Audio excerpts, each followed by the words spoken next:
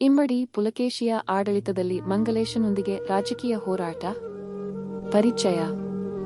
ಇಮ್ಮಡಿ ಪುಲಕೇಶಿ ಅಥವಾ ಪುಲಕೇಶಿ ಎ 610-642 ಇಸವಿ ಚಿತ್ರದುರ್ಗದ ಚಾಲುಕ್ಯ ವಂಶದ ಅತ್ಯಂತ ಪ್ರಖ್ಯಾತ ಶಾಸಕನಾಗಿದ್ದ. ಅವನು ದಕ್ಷಿಣ ಭಾರತದ ರಾಜಕೀಯ ನಕ್ಷೆಯನ್ನು ಬದಲಿಸಿದ ಸಮರ್ಥ ಮತ್ತು ವಿಜಯೀ ಸಾಮ್ರಾಟನಾಗಿದ್ದ. ಅವನ ಕಾಲದಲ್ಲಿ ಚಾಲುಕ್ಯರು ಅತ್ಯುತ್ತಮ ಸಾಮ್ರಾಜ್ಯವನ್ನಾಗಿ ರೂಪಿಸಿಕೊಂಡರು. ಆದರೆ ಪುಲಕೇಶಿಯ ಅಧಿಕಾರಕ್ಕೆ ಏರಿಕೆಗೆ ಸವಾಲಾಗಿ ಇಟ್ಟ ಪ್ರಮುಖ ರಾಜಕೀಯ ಹೋರಾಟವೊಂದೇ ಇದ್ದರೆ ಅದು ಅವನ ತಮ್ಮ ಮಂಗಲೇಶನ ವಿರುದ್ಧದ ಹೋರಾಟ. ಇತಿಹಾಸ ಪೂರ್ವಭೂಮಿ. ಪಶ್ಚಿಮ ಚಾಲುಕ್ಯರು ವಾತಾಪಿ ಚಾಲುಕ್ಯರು ಕರ್ನಾಟಕದ ಬಾದಾಮಿ ಕೇಂದ್ರವಾಗಿರಿಸಿಕೊಂಡು ಸುಮಾರು 6ನೇ ಶತಮಾನದಿಂದ ಪ್ರಭುತ್ವ ಸಾಧಿಸುತ್ತಿದ್ದರು. ಪುಲಕೇಶಿ ಆಯನಿಂದ ಚಾಲುಕ್ಯರು ಸ್ಥಿರವಾಗಿದ್ದು ಕಿರಣಪ್ಪದ ಕಾಲದಲ್ಲಿ ಸಾಮ್ರಾಜ್ಯ ಬಲಿಷ್ಠವಾಗಿತ್ತು. ಪುಲಕೇಶಿಯೇ ಪುಲಕೇಶಿ ಆಯನ ಮೊಮ್ಮಗ. ಪುಲಕೇಶಿಯ ತಂದೆ ಕೀರ್ತಿವರ್ಮ ಕೀರ್ತಿವರ್ಮನ ನಂತರ ಅವನ ಸಹೋದರ ಮಂಗಲೇಶನು ಬಾಳಿಗೆ ಬಂದನು. ಮಂಗಲೇಶನ ಆಡಳಿತ ಮತ್ತು ಪ್ರತ್ವ. ಮಂಗಲೇಶನು ಕೀರ್ತಿವರ್ಮ ಆಯನ ಅಣ್ಣ. ಕೀರ್ತಿವರ್ಮನ ನಿಧನಾನಂತರ ಅವನ ಅಳಿಯನಾದ ಪುಲಕೇಶಿಗೆ ರಾಜ್ಯ ಪೀಠವನ್ನು ನೀಡುವ ಬದಲು ಮಂಗಲೇಶನು ತಾನು ಅಧಿಕಾರ ವಹಿಸಿಕೊಂಡ. ಪ್ರಾರಂಭದಲ್ಲಿ ಅವನು ಪುಲಕೇಶಿಯನ್ನು ಉತ್ತರಾಧಿಕಾರಿ ಎಂದು ಘೋಷಿಸಿದರೂ ನಂತರದ ಅವಧಿಯಲ್ಲಿ ಅವನು ತನ್ನನ್ನು ಪೂರ್ಣಾಧಿಕಾರವಾದ ರಾಜನೆಂದು ಘೋಷಿಸಿಕೊಂಡು ಕೆಲವು ಶಾಸನಗಳಲ್ಲಿ ಮಹಾರಾಜಾಧಿರಾಜ ಎಂಬ ಪದ ಬಳಸಿ ತನ್ನ ಪ್ರಭುತ್ವವನ್ನು ದೃಢಪಡಿಸಿದ. ಹೋರಾಟದ ಪ್ರಾರಂಭ. ರಾಜಕೀಯ ಗೊಂದಲ ಮತ್ತು ಸಂಘರ್ಷ. ಪುಲಕೇಶಿಗೆ ಮಂಗಲೇಶನ ಈ ನಡೆ ಅಸಹ್ಯವಾಯಿತು.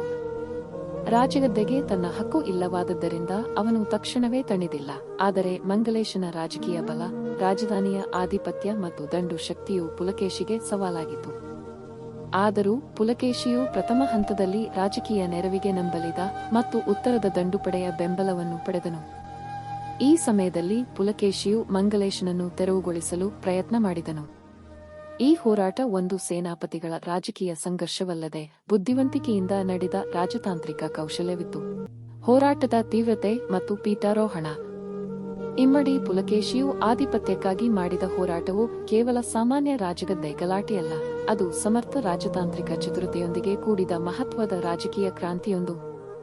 ಮಂಗಲೇಶನು ತನ್ನ ಸೈನಿಕ ಬಲದ ಮೇರೆಗೆ ಮತ್ತು ಹಿರಿಯತೆಯ ನೆಪದಿಂದ ಪುಲಕೇಶಿಗೆ ಅಧಿಕಾರ ನೀಡದೆ ತಾನೇ ವಾತಾಪಿ, ಇಂದಿನ ಬಾದಾಮಿ ಪೀಠದಲ್ಲಿ ಆಳಿದನು. ಇಂಥ ಸನ್ನಿವೇಶದಲ್ಲಿ ಪುಲಕೇಶಿಯು ಶಾಂತಿಯ ಮಾರ್ಗವನ್ನೇ ಆರಿಸದೆ ತನ್ನ ಸ್ವಾಭಿಮಾನ ಮತ್ತು ರಾಜ್ಯಹಕ್ಕಿಗಾಗಿ ಧೈರ್ಯದಿಂದ ಹೋರಾಟಕ್ಕೆ ಮುಂದಾದನು. ವಾತಾಪಿಯಲ್ಲಿ ಸ್ಥಿತಿಗತಿಗಳು. ಮಂಗಲೇಶನು ಪ್ರಾರಂಭದಲ್ಲಿ ಕೀರ್ತಿವರ್ಮನ ಮಗ ಪುಲಕೇಶಿಯೇ ರಾಜಪದಕ್ಕೆ ಉತ್ತರಾಧಿಕಾರಿ ಎಂಬ ಘೋಷಣೆ ನೀಡಿದ್ದರೂ ನಂತರದಲ್ಲಿ ಈ ನಿರ್ಧಾರವನ್ನು ಬದಲಾಗಿಸಿದನು. ಹಲವು ಶಾಸನಗಳಲ್ಲಿ ಮಂಗಲೇಶನು ತನ್ನನ್ನು ಶ್ರೀಮಂತಾಯಿ ಮತ್ತು ಮಹಾರಾಜಾಧಿರಾಜಾಯ್ ಎಂದು ಕರೆಯಿಸಿಕೊಂಡಿರುವುದನ್ನು ನೋಡಿದರೆ ಅವನು ರಾಜತಂತ್ರದ ಕೌಶಲ್ಯದಿಂದ ಮತ್ತು ರಾಜಕೀಯ ಬಲದಿಂದ ತನ್ನ ಅಧಿಕಾರವನ್ನು ನ್ಯಾಯೀಕರಿಸಿಕೊಳ್ಳಲು ಪ್ರಯತ್ನಿಸಿದ್ದನೆಂಬುದು ಸ್ಪಷ್ಟವಾಗುತ್ತದೆ. ಇದರೊಂದಿಗೆ ಪುಲಕೇಶಿಯ ರಾಜಕೀಯ ಹಕ್ಕು ಪತ್ತೆಯಾಗುತ್ತಿತ್ತು. ಪ್ರಾಮಾಣಿಕವಾಗಿ ಅಧಿಕಾರ ತಲುಪಬೇಕೆಂದಿದ್ದ ಪುಲಕೇಶಿಗೆ ಇದು ಗೌರವ ವಿರೋಧಿ, ಧರ್ಮದ್ರೋಹಿ ನಡೆಯಾಗಿ ತೋರಿತು. ಈ ಸಂದರ್ಭದಲ್ಲಿ ಪುಲಕೇಶಿಯು ರಾಜಧಾನಿಯ ಬದಲು ಆಳ್ವಿಕೆಯಿಂದ ದೂರದ ಪ್ರದೇಶದಲ್ಲಿದ್ದನು. ರಾಜಕೀಯ ಬೆಂಬಲದ ಸಂಗ್ರಹ. ಪುಲಕೇಶಿಯು ತಾನು ಮಂಗಲೇಶನ ವಿರುದ್ಧ ಹೋರಾಟ ಆರಂಭಿಸುವ ಮುನ್ನ ತಾನೊಬ್ಬ ಅಧಿಕಾರೋದ್ಯಮಿ ಎಂಬ ಭಾವನೆ ವ್ಯಕ್ತಪಡಿಸಲು ಹಲವು ಪ್ರಚಾರ ಮಾಡಿದನು. ಆತನಿಗೆ ಆಧುನಿಕ ಮಹಾರಾಷ್ಟ್ರ ಮತ್ತು ಉತ್ತರ ಕರ್ನಾಟಕದ ಕೆಲವು ಪ್ರದೇಶಗಳಲ್ಲಿದ್ದ ಸ್ಥಳೀಯ ಆಡಳಿತಗಾರರ ಬೆಂಬಲ ದೊರೆಯಿತು. ಇಲ್ಲಿಂದಲೇ ಅವನು ತನ್ನ ಸೈನಿಕ ಪಡೆಗಳನ್ನು ಸಂಗ್ರಹಿಸಿ ತಂತ್ರಬದ್ಧವಾಗಿ ಹೋರಾಟ ಆರಂಭಿಸಿದನು. ಇಲ್ಲಿ ಗಮನಿಸಬೇಕಾದ ಮುಖ್ಯ ಅಂಶವೆಂದರೆ ಪುಲಕೇಶಿಯು ತಕ್ಷಣವೇ ಶಕ್ತಿಯಿಂದ ಪ್ರಹಾರ ಮಾಡಿದವನು ಅಲ್ಲ. ಅವನು ತಂತ್ರಬದ್ಧವಾಗಿ ರಾಜಕೀಯ ಸ್ಥಿತಿಗತಿಗಳ ವಿಶ್ಲೇಷಣೆ ಮಾಡಿ ತನ್ನ ಬಲವನ್ನು ಬೆಳೆಸಿಕೊಂಡು ರಾಜಕೀಯ ಬೆಂಬಲವನ್ನು ಹೆಚ್ಚು ಮಾಡಿಕೊಂಡು ತಾನೇ ಅಧಿಪತಿ ಎಂಬ ತತ್ವಾಧಾರದ ಮೇಲೆ ಹೋರಾಟದ ಸನ್ನಾಹ ಮಾಡಿದನು. ಯುದ್ಧದ ತೀವ್ರತೆ. ಪುಲಕೇಶಿಯು ಮಂಗಲೇಶನ ವಿರುದ್ಧ ಆಕ್ರಮಣ ಮಾಡಿದಾಗ ಅದು ಕೇವಲ ಗಡಿಭಾಗದ ಕಿರುನಾಳಿಯಲ್ಲ, ಅದು ನೇರವಾಗಿ ರಾಜಧಾನಿ ವಾತಾಪಿಯತ್ತ ನಡೆದ ದೊಡ್ಡ ಯುದ್ಧ. ಆ ಯುದ್ಧದಲ್ಲಿ ಮಂಗಲೇಶನ ಶಕ್ತಿಶಾಲಿ ಸೇನೆಯು ಶೂರವಾಗಿ ಎದುರಿಸಿದ್ದರೂ ಪುಲಕೇಶಿಯ ತಂತ್ರಜ್ಞಾನದ ಮುಂದೆ ಮಂಗಲೇಶ ಸೋಲುತ್ತಾನೆ. ಇತಿಹಾಸಕಾರರು ಈ ಯುದ್ಧವನ್ನು ವಾತಾಪಿಯ ಗೃಹಯುದ್ಧ ಎಂದು ಪರಿಗಣಿಸಿದ್ದಾರೆ. ಈ ಹೋರಾಟದಲ್ಲಿ ಪುಲಕೇಶಿಯು ಬಳಸಿದ ಯುದ್ಧ ತಂತ್ರಗಳು ಅವನ ರಾಜಕೀಯ ಪ್ರಬುದ್ಧತೆಯ ಮತ್ತು ಕೌಶಲ್ಯದ ಸಾಕ್ಷ್ಯ. ಅವನು ತನ್ನ ಹಕ್ಕನ್ನು ಪಡೆದುಕೊಳ್ಳುವ ವಿಚಾರದಲ್ಲಿ ಯಾವುದೇ ಹಿಂಜರಿಕೆ ತೋರಿಸಲಿಲ್ಲ. ಮಂಗಲೇಶನ ಪತನ. ಈ ಯುದ್ಧದ ಫಲವಾಗಿ ಮಂಗಲೇಶನ ಪೀಠದಿಂದ ಕೈಬಿಟ್ಟು ಸೋಲನುಭವಿಸಿದನೆಂದು ಹಲವು ಶಾಸನಗಳು ಹೇಳುತ್ತವೆ. ಕೆಲ ಐತಿಹಾಸಿಕ ದಾಖಲೆಗಳ ಪ್ರಕಾರ ಮಂಗಲೇಶನು ಹತರಾದನೆಂಬ ನಂಬಿಕೆ ಇದೆ. ಇನ್ನು ಕೆಲವು ಶಾಸನಗಳು ಅವನು ಯುದ್ಧದ ನಂತರ ಅಧಿಕಾರ ಬಿಟ್ಟು ವಾಪಸ್ ಹೋದನೆಂದು ಸೂಚಿಸುತ್ತವೆ. ಯಾವುದು ಶುದ್ಧ ಸತ್ಯವೆಂಬುದು ನಿರ್ಣಯವಾಗದಿದ್ದರೂ ಫಲಿತಾಂಶವೆಂದರೆ ಪುಲಕೇಶಿಯೇ ಅಧಿಕಾರಕ್ಕೆ ಬಂದನು ಎಂಬುದರಲ್ಲಿ ಸಂಶಯವಿಲ್ಲ. ಪೀಠಾರೋಹಣ ಮತ್ತು ಘೋಷಣೆ. ವಾತಾಪಿಯ ರಾಜಸಿಂಹಾಸನವನ್ನು ಪುಲಕೇಶಿಯು ಯಶಸ್ವಿಯಾಗಿ ಆಕ್ರಮಿಸಿ ತನ್ನನ್ನು ಸರ್ವಾಧಿಕಾರಿ ಎಂದು ಘೋಷಿಸಿದನು. ಆತನ ಶಕ್ತಿಯನ್ನು, ರಾಜಕೀಯ ಪ್ರಮಾಣವನ್ನು ಅರ್ಥಮಾಡಿಕೊಳ್ಳಲು ಬದಾಮಿ ಶಾಸನಗಳು, ಬದಾಮಿ ಶಿಲಾಶಾಸನ, ಐಹೋಲ್ ಶಾಸನಗಳು ಬಹುಮೂಲ್ಯವಾಗಿವೆ. ಅವುಗಳಲ್ಲಿ ಪುಲಕೇಶಿಯನ್ನು ಪರಮಭಟ್ಟಾರಕ ಮಹಾರಾಜಾಧಿರಾಜ ಪುಲಕೇಶಿಯೇ ಎಂದು ಸ್ತುತಿಸಲಾಗಿದೆ. ಪೀಠಾರೋಹಣದ ನಂತರ ಪುಲಕೇಶಿಯು ತಕ್ಷಣವಾಗಿ ಸಾಮ್ರಾಜ್ಯ ವ್ಯವಸ್ಥೆ ಪರಿಷ್ಕಾರ ಮಾಡಿದರು. ವಿಶ್ವಾಸಪಾತ್ರ ಅಧಿಕಾರಿಗಳನ್ನು ನೇಮಿಸಿ ವಲಯಾಡಳಿತದ ಮೂಲಕ ಸಾಮ್ರಾಜ್ಯವನ್ನು ಪುನರ್ ಸಂಘಟಿಸಿದರು. ಸಾರಾಂಶ. ಹೀಗಾಗಿ ಪುಲಕೇಶಿಯ ಹೋರಾಟ ಕೇವಲ ಹಕ್ಕಿಗಾಗಿ ನಡೆದ ಸೈನಿಕ ಸಂಘರ್ಷವಲ್ಲ, ಅದು ರಾಜತಂತ್ರ, ಧೈರ್ಯ, ಬುದ್ಧಿಮತ್ತೆ, ಕಠಿಣ ತೀರ್ಮಾನ ಮತ್ತು ಧಾರ್ಮಿಕ ಆಧಾರ. ಪುಲಕೇಶಿಯ ಸೈನ್ಯ ಸಾಮರ್ಥ್ಯ ಮತ್ತು ದಂಡಯಾತ್ರೆ. ಇಮ್ಮಡಿ ಪುಲಕೇಶಿಯ ಆಡಳಿತ ಪದವಿಗೆ ಏರಿದ ನಂತರ ಅವನು ತನ್ನ ಸಾಮ್ರಾಜ್ಯವನ್ನು ವಿಸ್ತರಿಸಲು ಮತ್ತು ಅದರ ಗಡಿಗಳನ್ನು ರಕ್ಷಿಸಲು ಅಪಾರ ಸೈನಿಕ ಸಾಮರ್ಥ್ಯವನ್ನು ರೂಪಿಸಿದನು. ಇತಿಹಾಸದಲ್ಲಿ ಅವನು ಹೋರಾಟಗಳಲ್ಲಿ ಅಸಾಧಾರಣ ಸೈನಿಕ ನಾಯಕರಾಗಿ, ಯುದ್ಧ ತಂತ್ರಜ್ಞನಾಗಿ ಹೆಸರಾಗಿದ್ದ.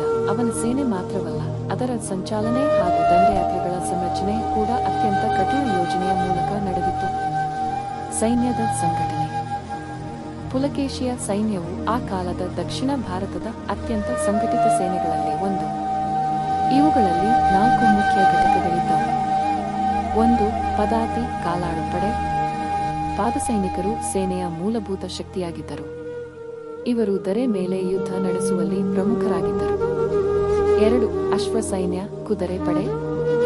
ವೇಗ ಹಾಗೂ ದಾಳಿ ಸಾಮರ್ಥ್ಯದ ತಂತ್ರದಲ್ಲಿ ಅಶ್ವಸೈನ್ಯ ಬಹುಪಾಲು ಪಾತ್ರವಹಿಸಿತು. ಇದು ಪುಲಕೇಶಿಯ ಅತ್ಯಂತ ಪರಿಣಾಮಕಾರಿ ಘಟಕವಾಗಿತ್ತು. 3. ಗಜಸೈನ್ಯ ಯಾನೆಯುಳ್ಳ ಪಡೆ. ಆ ಕಾಲದಲ್ಲಿ ಗಜಸೈನ್ಯವು ಶಕ್ತಿಯ ಸಂಕೇತವಾಗಿತ್ತು. ಪುಲಕೇಶಿಯು ಇದನ್ನು ಯುದ್ಧದ ಆರಂಭಿಕ ದಾಳಿಗೆ ಬಳಸಿದ. 4. ರಥಸೈನ್ಯ ರಥಗಳಿಂದ ಉಲಿಪಟ್ಟಣ. ಯುದ್ಧದ ಉತ್ಕೃಷ್ಟ ನಿಯಂತ್ರಣಕ್ಕೆ ರಥಗಳ ಬಳಕೆಯಿತ್ತು. ತಕ್ಷಣ ಅದರ ಪ್ರಾಮುಖ್ಯತೆ ಶನಿವಾರ ಕಾಲಘಟ್ಟದಲ್ಲಿ ಕಡಿಮೆಯಾಗುತ್ತಿತ್ತು. ಚಾಲುಕ್ಯರು ಅದನ್ನು ಇನ್ನೂ ಬಿಟ್ಟಿರಲಿಲ್ಲ. ಈ ಎಲ್ಲ ಘಟಕಗಳನ್ನು ಒಟ್ಟುಗೂಡಿಸಿ ಮುಂಚಿತವಾಗಿಯೇ ತರಬೇತಿ, ಆಯೋಜನೆ ಮತ್ತು ಮಾರ್ಗಸೂಚಿಯಂತೆ ಕಡ್ಡಾಯವಾಗಿ ಸಂಚಾಲಿಸಲಾಗುತ್ತಿತ್ತು. ಸೈನ್ಯದ ನಿರ್ವಹಣೆ ಮತ್ತು ಶಿಸ್ತು. ಪುಲಕೇಶಿಯ ಕಾಲದಲ್ಲಿ ಸೈನ್ಯವು ಕೇವಲ ದಾಳಿ ಅಥವಾ ರಕ್ಷಣೆಯ ಯಂತ್ರವಲ್ಲ, ಅದು ನಿರಂತರ ಶಿಕ್ಷಣ, ಶಿಸ್ತು ಮತ್ತು ಪುರಸ್ಕಾರಗಳ ಮೂಲಕ ಬಲಪಡಿಸಲ್ಪಟ್ಟಿದೆ. ಪ್ರಮುಖ ಪಟ್ಟಣಗಳಲ್ಲಿ ಶಿಬಿರಗಳು ಮತ್ತು ಸೇನೆಗೆ ಆಹಾರ ಅಂಗಡಿ ವ್ಯವಸ್ಥೆಗಳು ಇಡಲಾಗಿದ್ದವು. ಸೇನಾಪತಿಗಳಿಗೆ ರಾಜನಿಂದ ನೇರವಾಗಿ ಆದೇಶಗಳು ನೀಡಲಾಗುತ್ತಿತ್ತು. ಅವನ ಸೈನ್ಯದ ಶಿಸ್ತು, ಪರಾಕ್ರಮ ಮತ್ತು ನಿಷ್ಠೆ ಇತಿಹಾಸಕಾರರಾಗಿರುವ ಫ್ರೆನ್ಸಾಂಗ್ ಹಶ್ವಾನ್ ಸೆಂಗ್ ಎಂಬ ಚೀನಾದ ಪ್ರವಾಸಿಗನಿಗೂ ಮನಪೂರ್ವಕವಾಗಿ ಗಮನ ಸೆಳೆದಿದ್ದವು. ದಂಡಯಾತ್ರೆಗಳ ಮಹತ್ವ ಮತ್ತು ಉದ್ದೇಶ.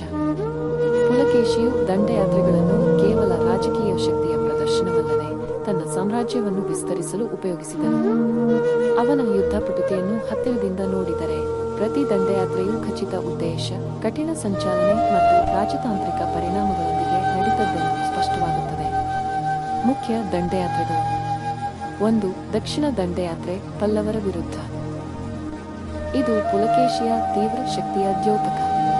ಪಲ್ಲವ ಸಾಮ್ರಾಜ್ಯದ ರಾಜ ಮಹೇಂದ್ರವರ್ಮನ್ ಮತ್ತು ನಂತರದ ನರಸಿಂಹವರ್ಮನ್ ವಿರುದ್ಧ ಪುಲಕೇಶಿಯು ನಡೆದ ದಂಡಯಾತ್ರೆ ತೀವ್ರ ಮತ್ತು ಉಗ್ರವಾಗಿತ್ತು. ಅವನು ಕಾಂಚೀಪುರಂದತ್ತ ದಾಳಿ ಮಾಡಿ ಪಲ್ಲವರ ಪೌರಾಣಿಕ ಕೇಂದ್ರಕ್ಕೆ ಬೆದರಿಕೆ ತಂದನು. ಈ ಹೋರಾಟಗಳಲ್ಲಿ ಪಲ್ಲವರು ಸೋತು ಹಿಮ್ಮೆಟ್ಟಿದ ದಶಮಾನವು ದಾಖಲಿಸಲಾಗಿದೆ. ಈ ವಿಜಯದಿಂದ ಪುಲಕೇಶಿಯು ದಕ್ಷಿಣಪತೇಶ್ವರೈ ಎಂಬ ಖ್ಯಾತಿಯನ್ನು ಪಡೆದುಕೊಂಡ. 2. ಉತ್ತರ ದಂಡಯಾತ್ರೆ ನಂದಿ ಮಾನವ ಲವು ಗಂಗರು ವಿರುದ್ಧ. ಇತಿಹಾಸದ ಬದಾಮಿ ಶಾಸನಗಳು ಮತ್ತು ಐಹೊಳೆ ಶಾಸನಗಳು ಉಲ್ಲೇಖಿಸುವಂತೆ ಪುಲಕೇಶಿಯು ವಿಂಧ್ಯ ಪರ್ವತಗಳನ್ನು ದಾಟಿ ಉತ್ತರದ ನಾನಾ ಸಾಮ್ರಾಜ್ಯಗಳ ಮೇಲೆ ದಂಡಯಾತ್ರೆ ನಡೆಸಿದನು. ಅವನು ಮಾಳವ, ಲಕ್ಷಣವತಿ, ಗಂಗಾ, ಲಾಟದೇಶ, ಗುಜರಾತ್ ಮುಂತಾದವುಗಳ ಮೇಲೆ ಸೋಲನ್ನಿತ್ತನು.